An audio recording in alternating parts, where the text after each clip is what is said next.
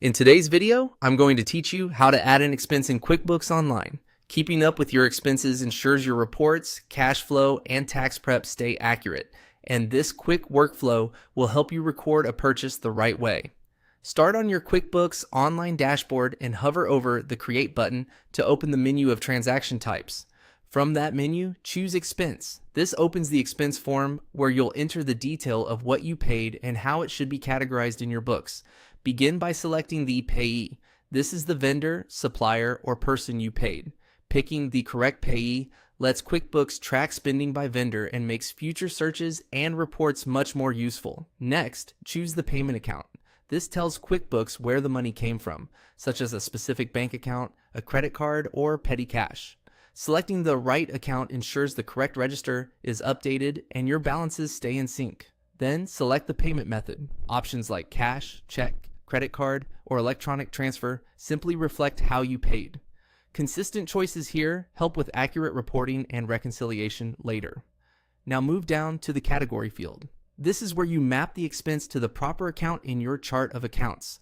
Think office supplies, software, utilities, or travel. Choosing the best fitting category is key for clean books and clear expense reporting.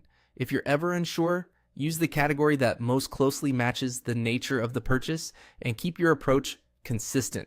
Add a clear description.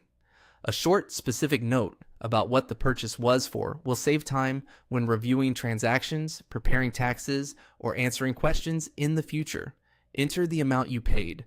Double check the number to make sure it matches your receipt or statement, as even small typos can throw off reconciliations and reports. If this cost relates to a specific customer or project, select that customer or project so the expense is associated with the correct job. This helps you see true project profitability and makes client reporting more transparent. When everything looks good, click Save. QuickBooks records the expense, updates the selected account, and reflects the cost in your reports. You can always return to this transaction later to review or make edits if needed. That's it.